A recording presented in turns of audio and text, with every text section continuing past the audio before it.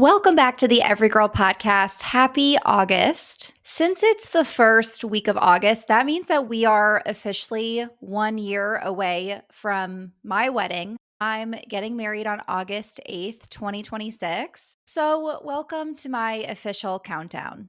You know, I would never miss an opportunity to make it about me. If you're also in your bridal era, or even if you're just in your intentional glow up, want to be your best self era, this episode is for you.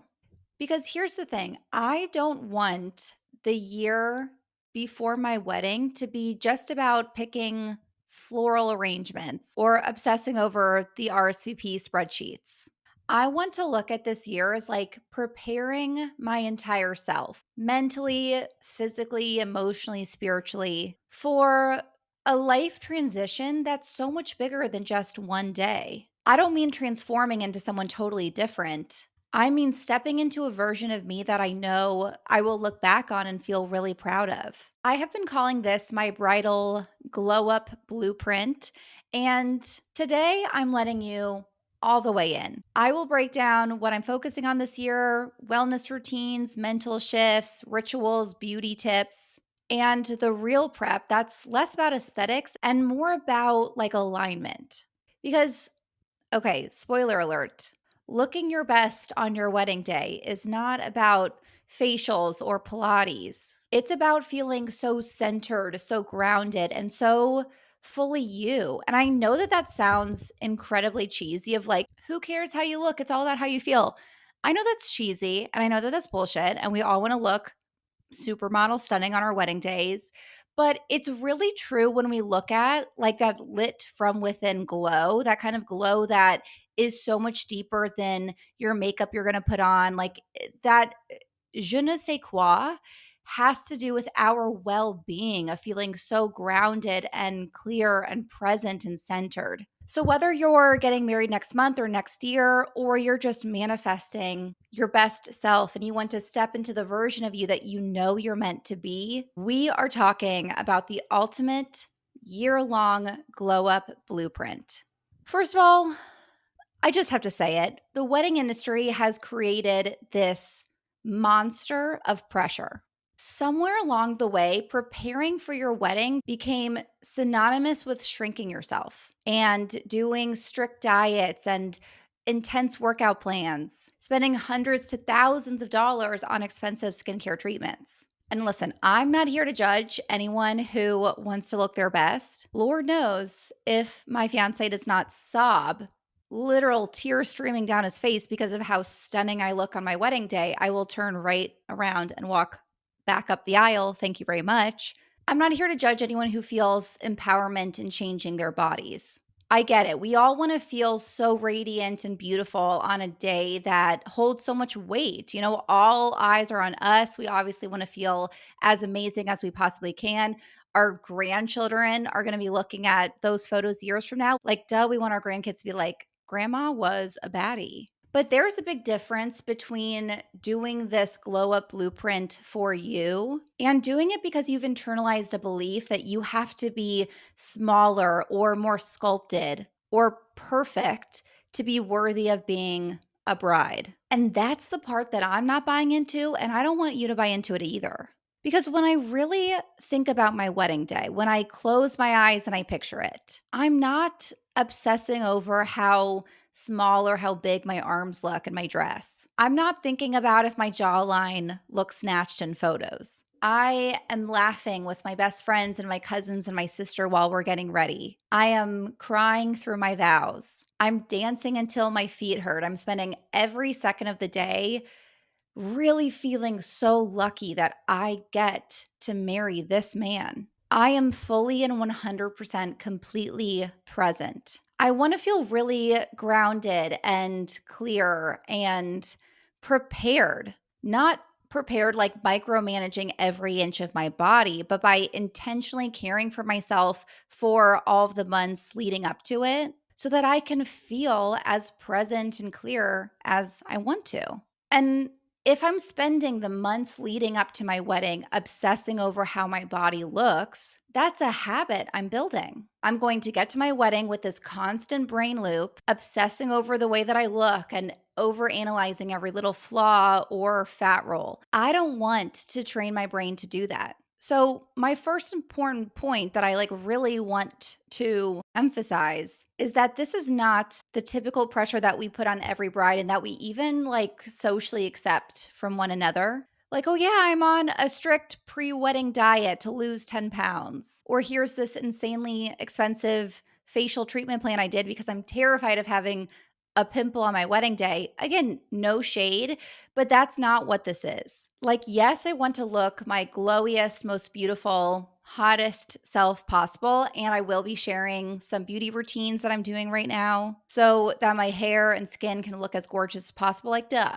But truly and honestly, the main focus is on setting myself up to be as present and clear and grounded as possible on my wedding day and throughout my wedding season of all the fun events and things that are coming up. And yeah, I get that having a wellness routine for your wedding 1 year out might feel a little crazy to some people, but that's kind of the whole point. I don't want to cram some unsustainable attempted transformation into 2 months before my wedding. I want the next 365 days to feel spacious, to feel enjoyable. I'm building rituals, not punishments.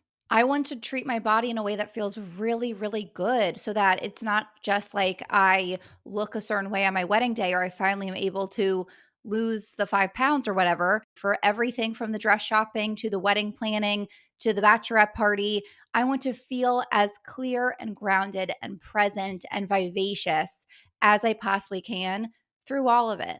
You've heard me say before that our well being is our most important currency. I not only want to make sure that I'm as symptomless as possible through this special phase of life, because what would be worse than period cramps or your stomach being all funky or having a hangover or a headache when you're just trying to be present and celebrate? But more importantly, it's because the healthier we are, the more clear, happy, vibrant, present we can feel. I think about this in my regular life too, by the way. A wedding is just one day. If you live your life right, it will not be the best day of your life. You will have thousands of better days ahead of you. So I think like this all the time. I want to feel as clear and happy and present and vibrant in my entire life as much as possible. And well being is the tool to get there. But I'm using my wedding, this special day where I get to intentionally celebrate my relationship with the love of my life, with all the people that we love in one place, as kind of an important push to prioritize the way that I want to feel in my life and be the person that I know I meant to be. So I really want this episode and this whole blueprint, this whole glow up plan, if you will, not to be more noise of you need to change everything before your wedding and you have to look perfect on your big day. This right here is your reminder that you can opt out of that noise. To use this as a little reminder that you can stop focusing on how you look and start asking yourself, how do I want to feel? And that's what I'm going to get into today. This glow up that I have created for myself is not about fixing myself or changing myself. It's about becoming more myself than I have ever been. Okay, let's start with wellness routine. So these are rituals that are helping me be more energized, more connected to my body, and more grounded in joy. And those are the things that I really want to tap into on my wedding day. First of all, with movement. Right now, walking is my main priority. And I get it, walking doesn't sound groundbreaking, but hear me when I say this. Walking is the hot girl secret. If you could bottle all the benefits of walking into a supplement and sell it, it would be the best selling supplement in the world. Walking is gentle on your nervous system. It doesn't spike your cortisol levels like other more intense workouts might. In fact, it can help lower cortisol levels. It helps your body detoxify through lymphatic drainage. You're getting cardiovascular benefits, strengthening benefits. It is the most powerful form of exercise I have seen for fat loss. It strengthens your bone health. Walking after eating helps stabilize glucose levels and digestion. When you're walking outside, you're getting exposed to vitamin D, which balances your circadian rhythm. Like, it is truly a miracle ritual, and it is completely free and enjoyable. So, not only am I just trying to walk more often, picking places that I can walk to, whether it's like I'm going to go to the gym that's closer by so I can walk to it, or I'm going to go to the restaurant that's closer by to walk to it. But I am viewing walking as my workout a lot of days. I'll put on my ball of bangles around my ankles or around my wrists to get in a little bit, just like add an extra layer of strengthening benefits by adding just like 1 pound ankle weights. It provides a little bit of resistance, so you get a little bit more of a challenge, but you don't really feel it too much. So I like to do that as my workout and walk for like 45 minutes. I mean, obviously, having a dog is super helpful, but if you don't have a dog that you have to take out throughout the day, you can just think of it as doing, like, for example, 3 different short little walks throughout the day, just moving more consistently. I always take Louie out after I eat lunch strategically. So after lunch, we'll go for a little bit of walk to help my digestion and my glucose levels. Also, an under the desk treadmill for days where I just literally can't get away from work. That's a game changer. Or if you want to walk while watching TV, it's such a great hack if you're like, ugh, I do not want to get out and think about moving. I want to watch this next episode or I just want to relax. First of all, totally fine. Just relax on your couch. Like, don't worry about it. But if you're like, I know it would make me feel good to move, get out your treadmill. You don't even have to change your clothes because sometimes the idea of like, okay, if I move, I have to get into like workout outfits, I have to put on my shoes. Sometimes that can be a barrier to entry. That's enough to stop you from doing it. So a lot of times I'm walking on my treadmill while I'm watching Real Housewives and I'm in my socks or slippers. Like, ever is the easiest way for you to get more steps. In terms of strength training, I've been doing Legree or like mega former classes 3 times a week. I have found that it is so much more effective for strength training for me personally than any other kind of strength training. I do one full body class, one upper body and abs class, and then one glutes and abs class. That split allows me to target specific muscle groups and actually let them recover, which is way more effective actually for strength training than full body workouts every day. Like, you want to really give each muscle group time to really get to the fatigue level so it can grow and then give it a day to recover. I am focusing a little bit more on upper body than usual because my dress will show my arms. And yes, I want to feel strong, okay? But also because upper body strength supports posture, which is another huge priority of mine that I'll talk about in a minute. But another little hack that I'm doing to improve my arm strength is I'm wearing my wrist weights. I have ball of bangles, I wear them around my wrists whenever I'm cooking, when I'm getting ready. Without even thinking about it, you are adding just like 1 pound of weight, which is strengthening your muscles in just a very easy, mindless way that is an easy habit to just incorporate into your life. And then once or twice a week, I do a dance class. And the main reason for this is joy. I love dancing so much. I feel like it awakens my creative fire and feminine energy and passion. I also feel like my body really just responds to dancing. It just feels like home to me. And I really believe your body responds to the form of movement that feels most natural and enjoyable to you. As always, I adjust with my cycle. So I will usually take a full break right before or during my period, depending how I'm feeling. And then I'll do hot yoga or just stretch and gently move in my later luteal phase. And then during my ovulatory phase, I'm probably adding in that second dance class of the week to get in some extra cardio. So I mentioned my focus on posture, which I talked about more in depth in episode 176, 8 wellness tips for hot girl summer. If you want to get more info, listen to that episode. But this is, I swear, the number one secret for a glow up. Having proper posture versus bad posture makes such a difference in how you feel and carry yourself. Bad posture can cause spinal inflammation and long term chronic issues, but it also really impacts how your body looks and feels in the moment. When you slouch, which I'm actually doing right now, so this is a good reminder, Your shoulders round forward and your spine curves, which compresses the skin and tissue on your back and can lead to weakened muscles and the increase of inflammation or lymph buildup, which makes your back appear a little bit more like puffy and less defined, while good posture engages all of your muscles so differently. Salma Hayek once said that she doesn't exercise at all. She is just conscious of her posture 24/7 because proper posture engages the back, core, arms, and aligns your body so it can work efficiently. Posture also affects gut health and digestion, and it can also change your facial structure to make your face look more sculpted and lifted because proper posture means optimal circulation and lymphatic drainage to reduce puffiness and lymphatic buildup. Like your posture literally affects the definition of your face. So, posture for me right now is really that girl. How I'm working on my posture is like I said before, I'm strengthening my back and my upper body through my workouts and prioritizing that a little bit more.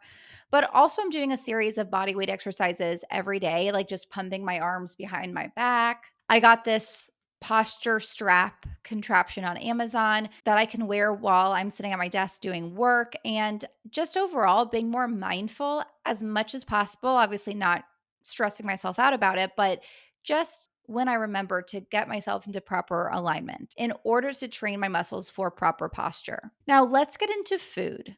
My diet is the same that it's always been because my body deserves the same fuel and love whether I'm going to be a bride or not. I really focus on my intake of protein and fiber. Fats and carbs come really easily to me. I love me some avocado and nut butter and olive oil, and I eat a lot of grains and carbs. You know, I love my pasta. So, what I focus on is adding in protein and fiber. Not because they are the superior nutrients. I hate the emphasis of certain macronutrients over others. We literally need all of the macronutrients in order to survive. But protein is super beneficial for hormonal health, metabolism, and building and sustaining muscle. And then fiber is crucial for assisting the body's detoxification and also gut health. So I would really focus on these two macronutrients. Fiber is technically a carbohydrate, but I think of it as a macronutrient. Some of my tips for getting in more protein, I use a bovine gelatin collagen. It's not a complete protein, but it's a great add in. I will stir it into matcha, cacao, or a morning coffee with some whole grass fed milk for at least 20 grams of protein without even trying. I also love bone broth quinoa, where I cook quinoa in bone broth, which gives the quinoa extra protein and minerals and other nutrients. It works for any grain. You can do this with rice. Most days for lunch, I will have some kind of salad or bowl with bone broth quinoa and beans, whether it's edamame or northern white beans. And I get enough that that is usually kind of like my protein source. And you're also getting fiber from both the quinoa and the beans. I also use bone broth as a base for every single soup, just adding in a lot more nutrients and protein from the collagen that is naturally in bone broth. Bone broth is really great for gut health. Tempeh croutons, another amazing hack that I love. I will cut up into squares and then crisp up tempeh in olive oil and toss it on salads or bowls.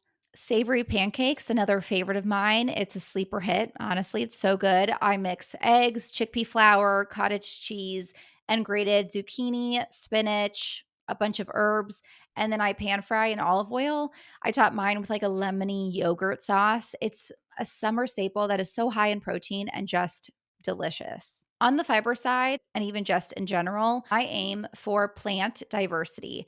Different fruits, herbs, veggies, grains, all different plants. Getting in a variety is so important because your gut thrives on variety. So add herbs to your salads, snack on a variety of olives or fruit, rotate different vegetables every week or between lunch and dinner. The secret to optimal gut health is not taking a probiotic, it's about feeding your body the full spectrum of plant nutrients. Some other priorities to think about in your everyday life, but especially if you want a little extra oomph before a big event like a wedding: anti-inflammatory foods and foods that support your body's detoxification systems. Because remember that food is medicine, so you can use food as a healing mechanism. In fact, it is supposed to be used as a healing mechanism. Just a quick reminder, if you listen to my summer detox routine episode, your body already detoxes. That's what your liver, your kidney, your lymphatic system,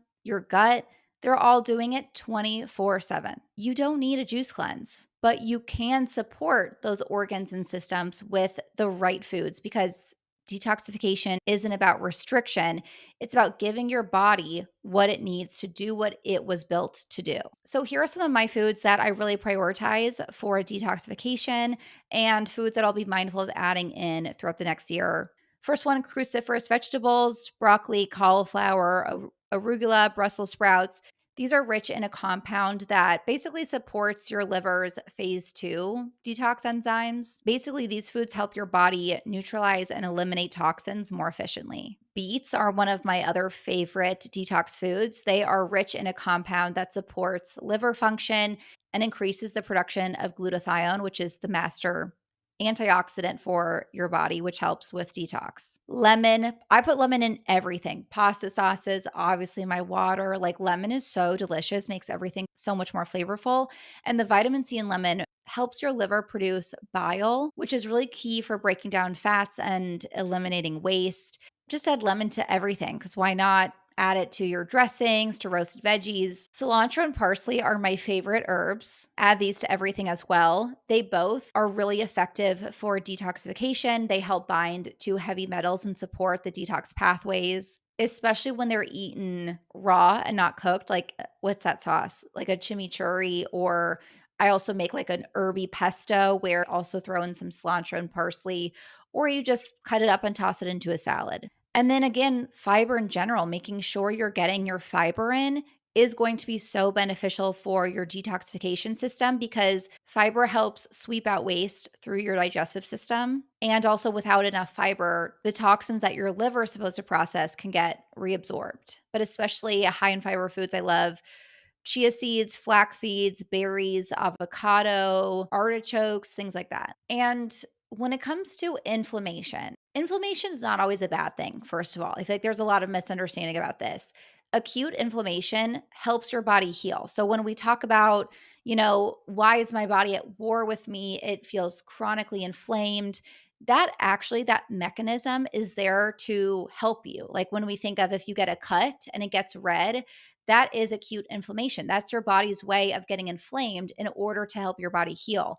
The problem with inflammation and why you hear about it like a bad thing is because when we deal with chronic inflammation, when we are so inflamed that it's basically like every time the body's trying to put this inflammation, which is a healing mechanism, into practice, we are adding on top more inflammation.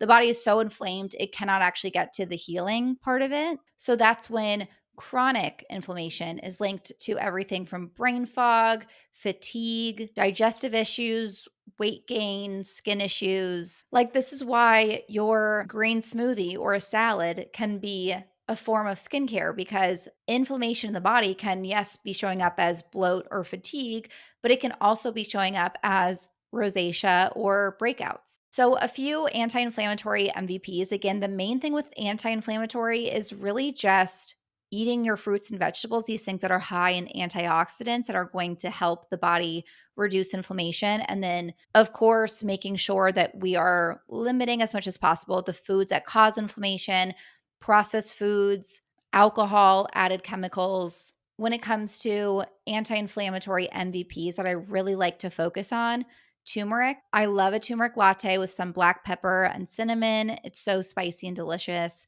Or I sprinkle turmeric on roasted sweet potatoes. Curcumin, which is the active compound in turmeric, is one of the most researched anti inflammatory agents out there. So, really sprinkle turmeric on anything you can think of. I literally put it in all of my soups, sprinkle it onto rice, like whatever it is. It's an easy one to just add into things as you're cooking. Wild blueberries. These are tiny blueberries. They're like a lot smaller than the regular blueberries. I buy them frozen from the store. Trader Joe's has a good organic wild blueberry that's frozen. They are packed with antioxidants that help reduce oxidative stress and support brain health as well. So, really great for reducing inflammation. I give these to my dog every day also. And I put them in smoothies, stir them into oatmeal. Fatty fish like salmon or sardines are rich in omega-3, which actively helps lower inflammation. When I think of inflammation, I think of omega-3s. These are like the most powerful thing to reduce inflammation in the body. You can also get omega-3s from chia or flax seeds or walnuts. Ginger root is a great one for inflammation. I love a ginger tea. It's so easy actually to make your own ginger tea. You can buy ginger root at the store, scrape off with a spoon. You don't need to like cut around it. Like actually you can scrape off the skin with a spoon and then slice it into just like little pieces. And I will freeze some. And then every time I want tea, I just pop it in a mug and pour some hot water. It's super easy to make yourself. I also like to grate some fresh ginger root into stir fries, dressings. You can also use ginger powder if it's a little easier. But ginger is anti inflammatory. It's great for digestion. It also really helps calm bloating. So it's a great thing for after meals. And then last one, green tea. Green tea is a powerhouse source of an antioxidant called EGCG. EG, EGCG, such a mouthful, is really known and well researched to reduce inflammation and support liver detox. So it's kind of both anti inflammatory and helps support the body's detoxification systems. So having a cup of green tea every day is amazing for you. This is one of the main reasons I love matcha. It has a higher concentration of this compound than the regular green tea that you buy from the store. So having a matcha latte gives you this nice boost of this really highly anti-inflammatory compound. You can start small. Don't get overwhelmed. Like you can just start with adding some greens or herbs to your smoothie. You can start with swapping your second cup of coffee for green tea 2 days a week.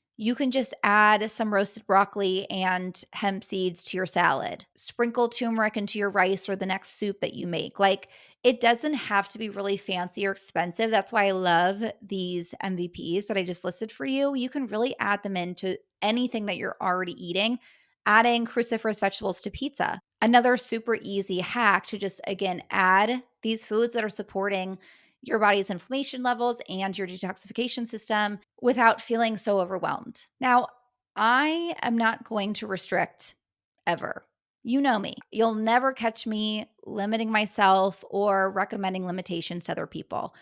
My intention is just to instead be super mindful and connected to my body so that I'm not eating out of habit or like stuffing my face with cookies because I need a dopamine hit or for comfort, but I'm eating everything I eat as an intentional choice to enjoy the food. So, like, I'm not going to not order pasta at the restaurant, but I will eat mindfully and stop when I'm about like 80% full so I don't feel stuffed. And that's not even with the intention of saying anything about weight, by the way. That's just so I don't feel like stuffed and sluggish and uncomfortable while still being able to enjoy the foods that I love. The only place that I am intentionally restricting right now, just a little bit, is with alcohol. Sadly, I love my wine. I love a cocktail. I never drink at home. I'm definitely a social drinker. But when I get into those moments around other people when we're out, I get into like I'm the entertainer. I want to keep the fun going. I'm the girl that wants to make sure that everyone's having so much fun.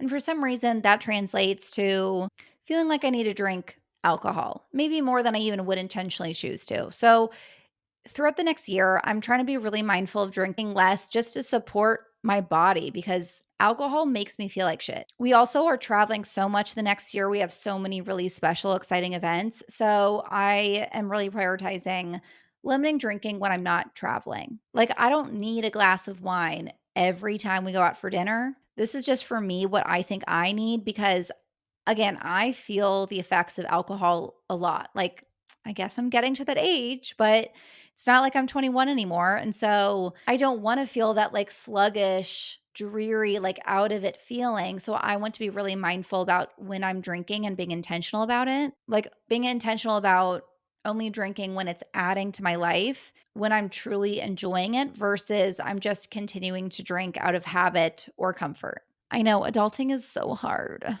Lymphatic drainage is a huge priority for me. Okay, it's not just about looking depuffed, although that's definitely a perk of it and a great focus. But our lymphatic system is like the unsung hero of your immune system and your detoxification system. It's responsible for filtering out waste, toxins, excess fluid, even bacteria or viruses that are stored in your tissues. But unlike your cardiovascular system, which has the heart to keep things moving and like pumps your blood, your lymphatic system doesn't have a built in pump. So it relies entirely on manual movement that comes either through breath, muscle contraction, or manual stimulation. By the way, really quick tip: deep breathing, like breathing into your belly. Nobody talks about this, but this is lymphatic drainage.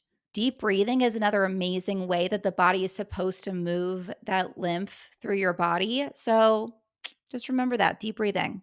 So, if you're not consciously supporting your lymph flow, it can get sluggish and stagnant and kind of stuck. And that shows up in a lot of different symptoms that honestly we often normalize, bloating, brain fog, dull skin, water retention, fatigue, breakouts, which is not exactly the bridal glow we're going for. But when you do support your lymphatic system, you get, yes, decreased puffiness and water retention, but you also feel better digestion, improved immune function, clearer, brighter skin, faster recovery after workouts, less inflammation throughout the body. Basically, think of your lymphatic system as your inner drainage system that keeps everything flowing and functioning optimally. And when you're preparing for something like a wedding, where you want to feel good and show up with that lit from within glow, lymphatic drainage is the secret weapon. So, on a regular basis, I dry brush before showers. I first open the lymph nodes by kind of like tapping or doing circles with my hand, and then brushing toward the closest lymph node to the heart based on where I am in my body. It's really hard to explain without any visuals, but you can just look up a tutorial on TikTok, YouTube, whatever. I do legs up the wall every night, lymphatic drainage massage in the shower, especially in my stomach area to really support that digestion. Regular walking and exercise is honestly the best thing that you can do for your lymphatic system. Regular sweating so that you're able to get the toxins out of your body once they get to your lymph nodes. I love my sauna blanket or doing some hot yoga, hot Pilates classes. I think 6 months out, I'm going to start getting monthly professional lymphatic drainage massages. I actually have gotten some on Groupon before that were obviously cheaper, and it was kind of lit. So that's my plan, is to start doing that 6 months out from the wedding. Sleep is forever going to be my main priority, but especially right now, sleep really should be the most important factor for you before, I mean, in life, but before any major event. If you're prepping, if you're trying to heal your body, anything that you're trying to do, look, feel your best, sleep should be your main priority. Hot take: nighttime routines are a lot more important than morning routines. In our high stress, active lifestyles with a myriad of sleep disruptors, we need to be highly strategic about how we prepare our bodies for sleep.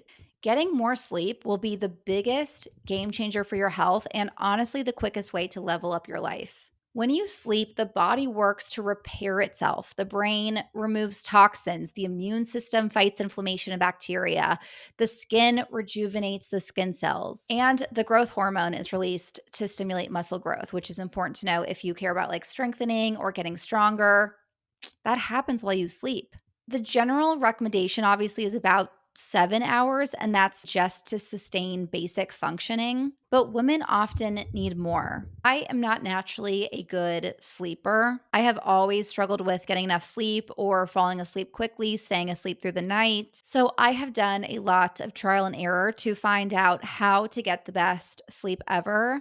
And not to brag, but I think I have perfected it. So I will give you my hot girl sleep routine. Okay. First of all, turn your phone on red light mode as soon as the sun goes down. All of the colors from sunset, like the oranges and reds, like these hues, actually signal to the brain to release melatonin. So you do not want blue light rays, which is actually the reason that that stops melatonin production, is because the earlier sun, like a sunrise or earlier in the morning, contains blue rays, which is interesting. So, like, those specific hues are signaling to our body to suppress melatonin production and to start cortisol production so that we want to stay awake. So, we don't want to mess with that, right? We only want to have red light. So, putting your phone on red light mode not only stops you from taking in the blue light, but will also help signal to your brain to release melatonin and halts cortisol production. How you turn your phone on red light. If you have an iPhone, go to settings, general, accessibility shortcut, which should be, it's referring to like triple clicking the side button to turn the shortcut on and off.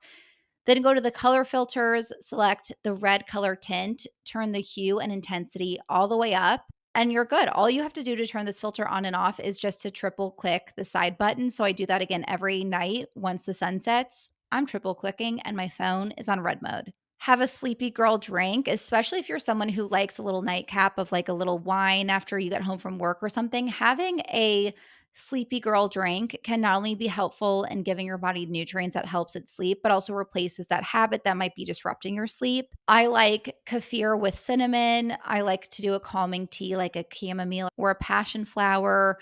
I also love an adaptogenic hot chocolate with like reishi that helps reduce stress and calms the nervous system. Take a good sleep supplement. This tip is purely for the girls who are not inherently good sleepers like me, or they struggle with falling or staying asleep.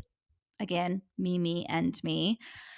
If you sleep decently well, no, you do not need to spend more money on supplements to cure a problem that you don't actually have, but the wellness industry convinces you that you need to fix.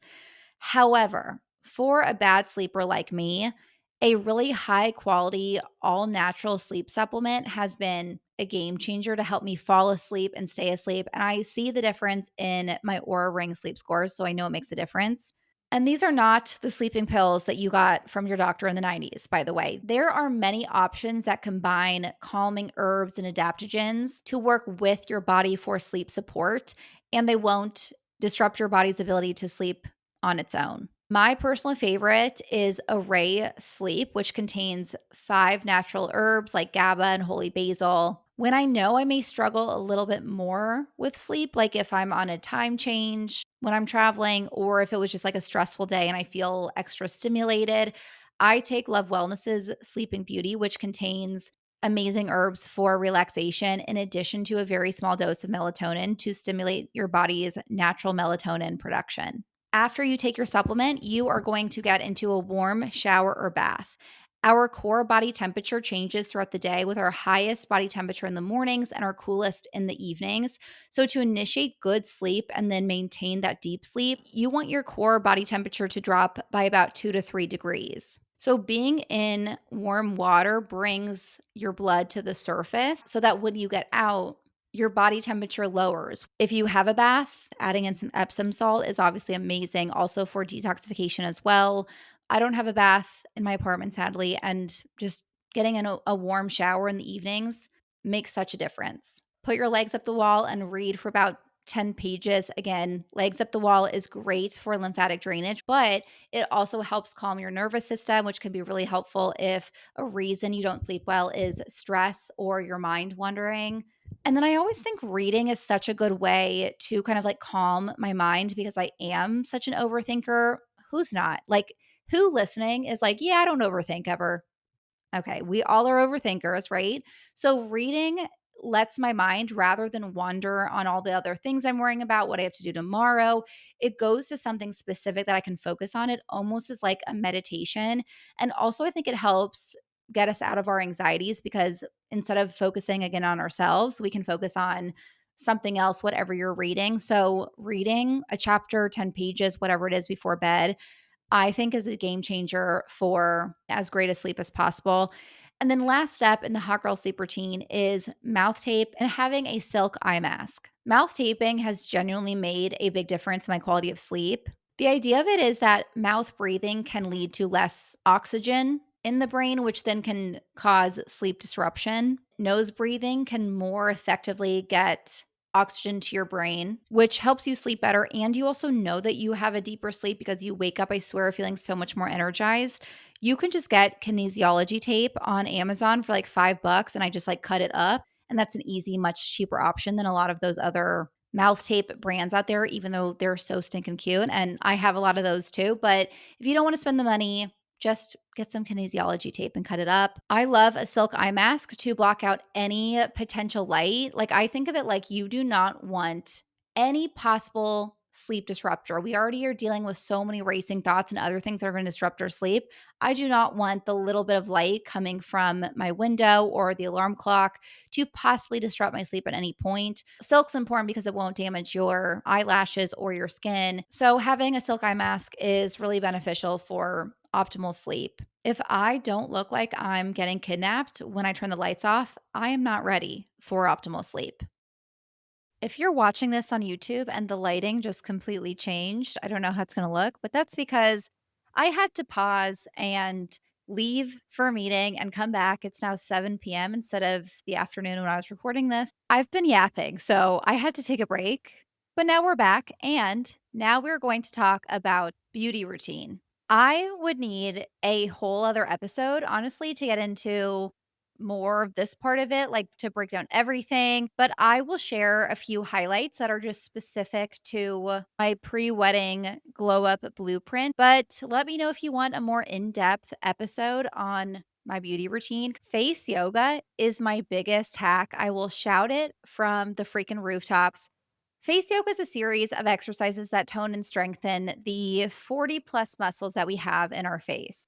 Similar to how, you strength train your body. And really, more people need this not only just for their pre-wedding glow-ups, but like in life. Like we need to be talking about face yoga so much more than we are. Face yoga boosts circulation to reduce breakouts and improve complexion. It reduces puffiness by supporting lymphatic drainage. It even can help lift and sculpt facial features like the jawline and cheeks. The increased muscle tone will boost blood flow, which then delivers nutrients and oxygen to the skin, improve elasticity, and promote that very gorgeous, glowy, natural, lit from within glow. It is basically a natural facelift. And in addition to literally changing your face shape and contour, it also boosts glow by working deeper than topical skincare could. My face yoga routine, I use the app Lovely, Luvly. I've been using it for months to learn a face yoga routine for my face and my goals specifically. Now, what I do every morning when I will put on my skincare, I'll just do a quick, like 60-second routine that helps drain the puffiness from my jaw,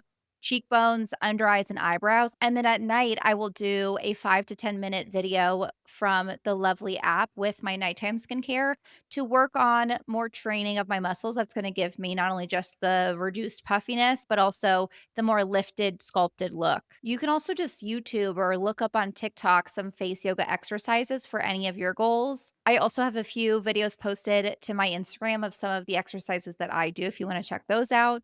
What else do I do for the face? Oh, a new thing for me. I got myself a red light mask. I got the one from Higher Dose. Red light therapy on the skin, I think, is amazing, but it only really makes a difference when you do it consistently, like daily or most days of the week. But in my opinion, it totally is worth the investment if you are consistent with it. Red light therapy works by delivering low level wavelengths of red and near infrared light into the skin. Essentially, it's giving your skin cells more fuel to repair, regenerate, and thrive. So, basically, the benefits of red light therapy for the skin are increased collagen production, which helps improve skin firmness and reduce fine lines, reduced inflammation redness. It's especially helpful for acne prone skin, or maybe if you have sensitive skin, rosacea, improved circulation, which enhances your skin's glow and complexion, faster healing for breakouts or irritation, and you'll also see a more even skin tone and texture. There's a lot of research on this. Clinical studies have shown significant improvement in skin smoothness, elasticity, and reduction in wrinkles with consistent red light usage. Now, these are obviously more of an investment product for sure, but the way that I kind of look at it is that this is how you can get more professional results at home. Obviously, it's not going to deliver the exact same results as like a really intense laser therapy treatment or something, but like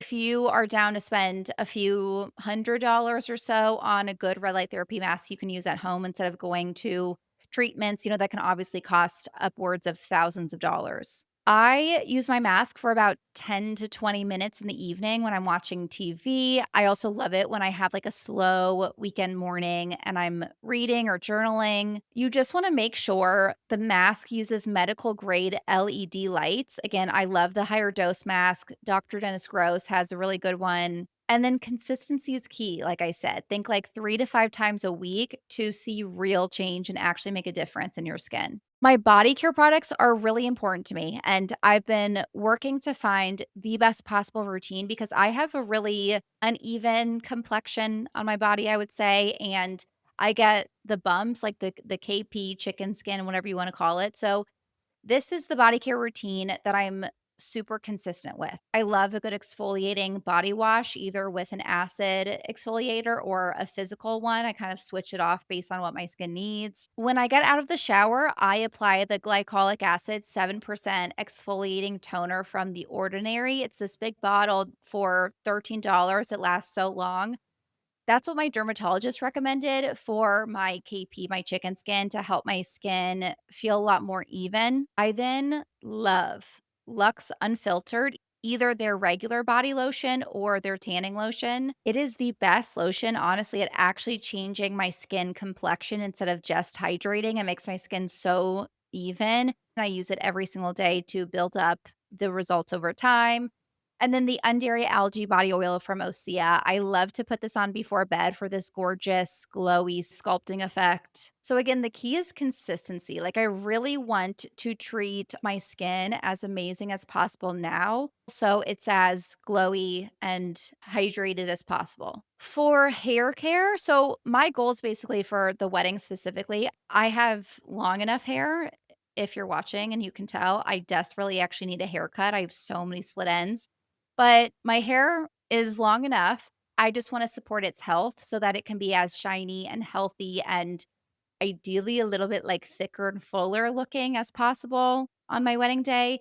And let me tell you, the most important thing for your hair health and skin health, I should have mentioned actually too, is diet. Getting enough protein, iron, vitamin D, zinc, B vitamins, all things that you'll need to get from healthy food and a variety of plants.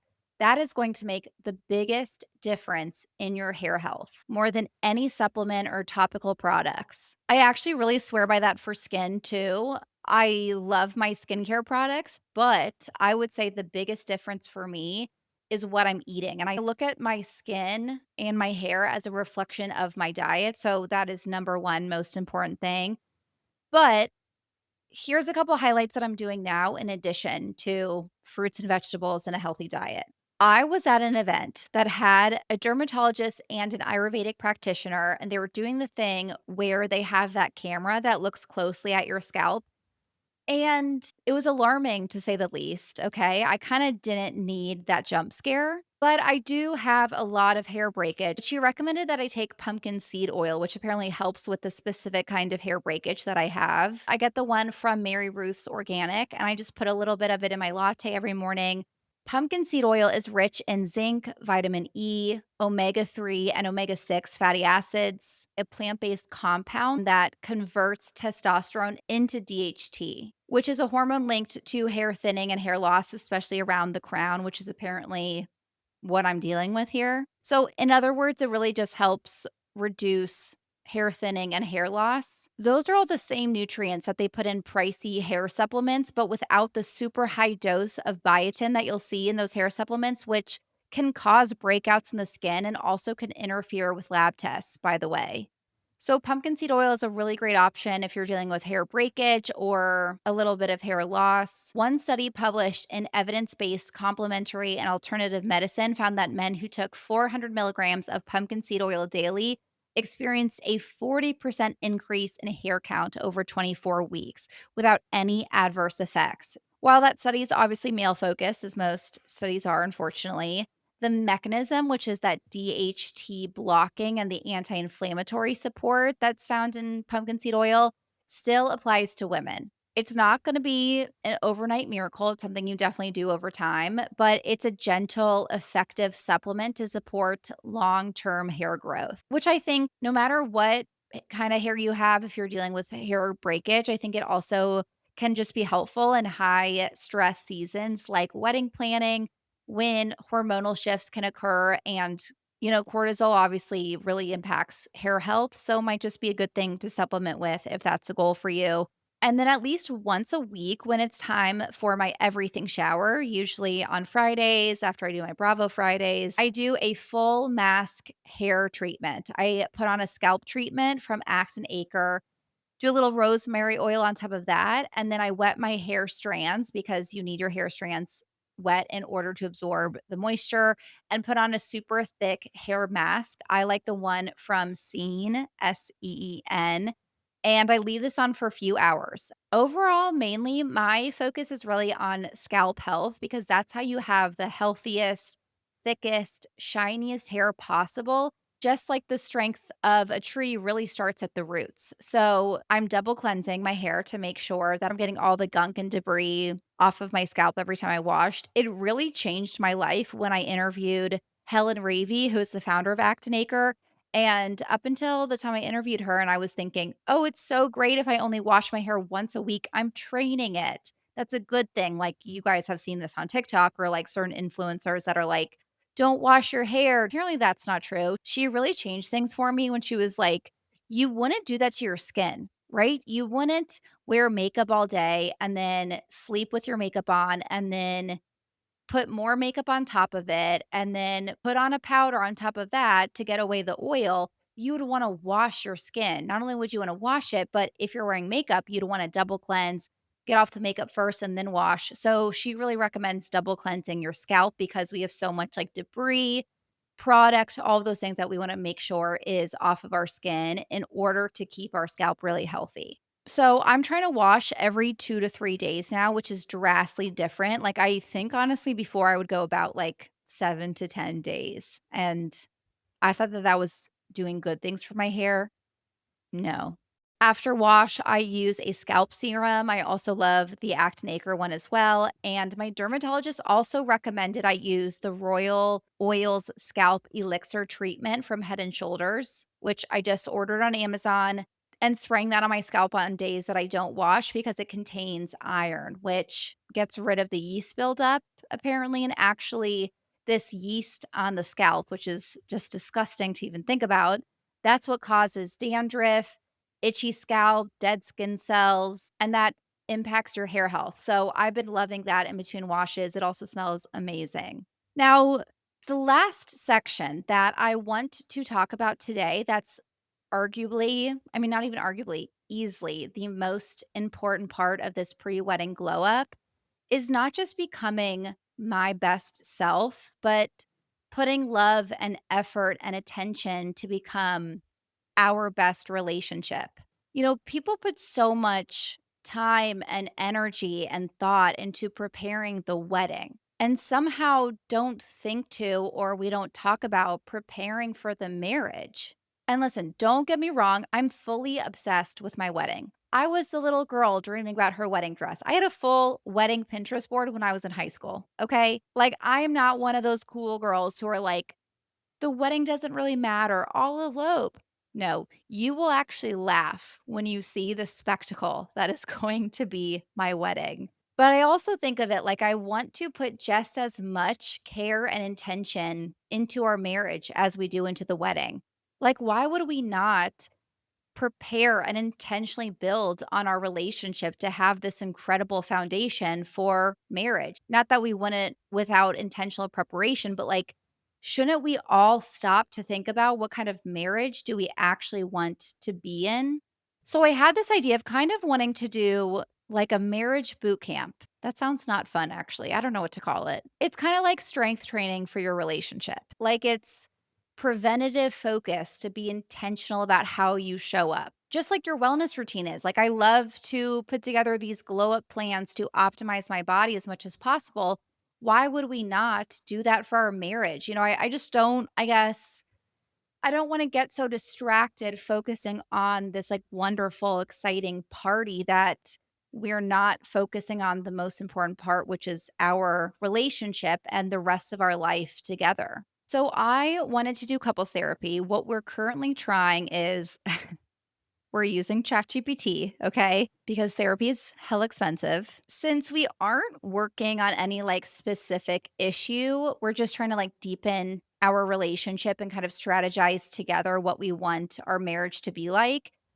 It serves us for now. I'm sure maybe eventually we'd want a human, but it does the job. So what I did, I created a custom GPT. I gave her all of the instructions for our goals, what kind of therapist she should be, what tools to use. I also asked ChatGPT to write her instructions for me based on what we were looking for. So I literally just spoke to it and said, we want to create a GPT that's a custom therapist. Here's the goals that we want to work on. We're getting married in a year and we want to strategize together what kind of marriage we want, blah, blah, blah. And like told ChatGPT what we wanted. And it gave me instructions on like exactly what to put into the custom GPT to make it do what we want it to do. And then every Sunday, we just turn on voice mode and we talk to her, and she walks us through couples therapy. It takes a lot of trial and error. Like, we give a lot of feedback every session. I call her Rebecca. I don't know why. She just gives Rebecca to me. So we give a lot of feedback every session about like what we want differently from her. It definitely, of course, wouldn't be as good as a real human therapist.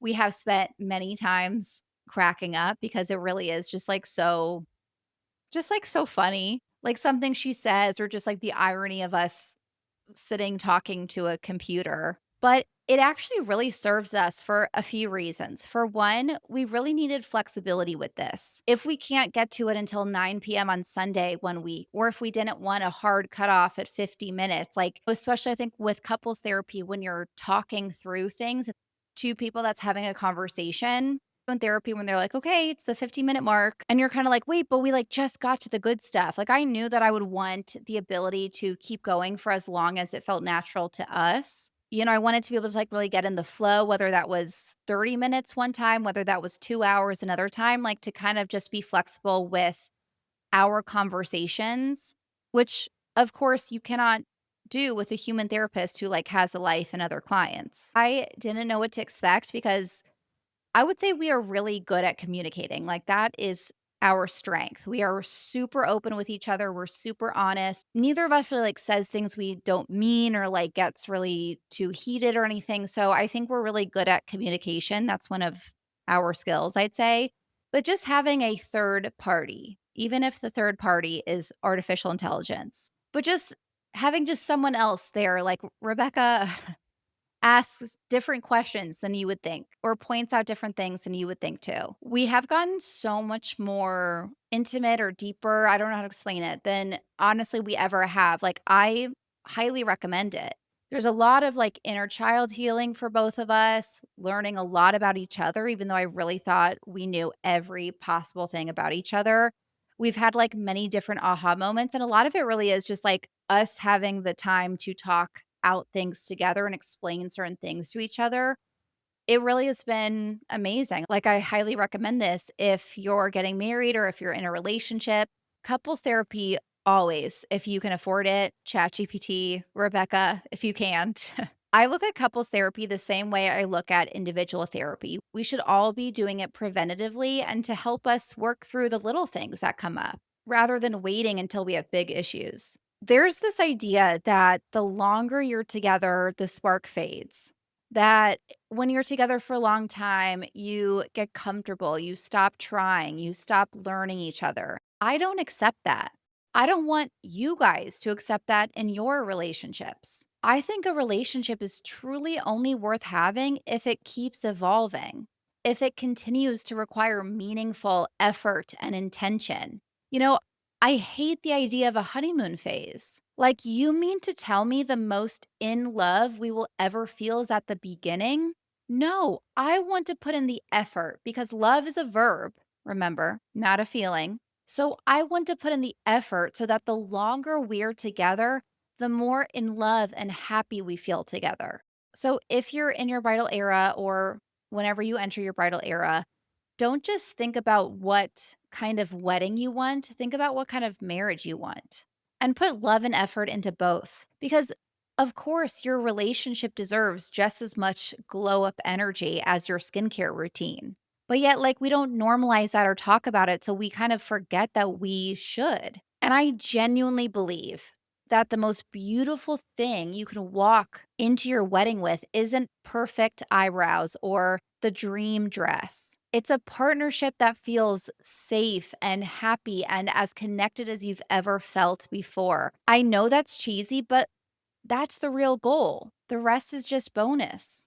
So that is my glow up blueprint 1 year out from my wedding. Not a transformation plan, not trying to look totally different or become someone totally different, just a collection of rituals and choices that will help me feel more like me, like the truest, most authentic, most vibrant version of myself. And whether you're in your bridal era too, or you just want to feel better in your life, you don't need to be better or different or perfect. You're not a project, but you do deserve to feel good in your body, in your routines, in your relationship, in the way you show up in your life. There's obviously this pressure to arrive at your wedding day with everything perfect. Your skin, your body, the perfect relationship, perfect dress, perfect weather, right? Everything's supposed to be perfect. But what if the real glow up, and cheesy, but stay with me here, what if the real glow up isn't about achieving some aesthetic peak? What if it's about cultivating enough true well being so that you are actually able to enjoy it? That's what I want for myself and for you. Not perfection, just like being able to be so fully present. The part that matters, meaning the part you'll actually care about in 5, 10, 20, 50 years, when you look back on that day or this time of your life, is how much you're actually able to soak it in while it's happening. That's what I want this whole year to be about, is supporting myself enough that I can actually be there for it. If this episode resonated with you or helped you at all, whether you're a bride, a bridesmaid, or just someone in a very deep season of glow up, best self energy, self care, I'd love to hear what resonated with you, what you liked and want more of. Leave me a comment, share it with a friend who's looking to go through her own glow up era, or post it to your Instagram story so I can see how and where you are applying any of these tips to your life. Also, I want to hear from my other brides and past brides. Give me all of your tips. Let me know your bridal rituals or the things that make you feel most like yourself, the most beautiful, wonderful version of you. I'd love to hear what makes you glow and what helped you. And if you have a second, please leave me a review. It helps so much more than you know, and it means the world to me. Thanks for being here. I will see you on Thursday. I hope you enjoyed the episode. I know I sure did. Please do not forget to rate, review, and subscribe. It really makes a huge difference for our show so we can keep growing and bringing the content that you love. If you want more info, you can find us at the Everygirl Podcast on Instagram or theeverygirlpodcast.com. Talk to you next week.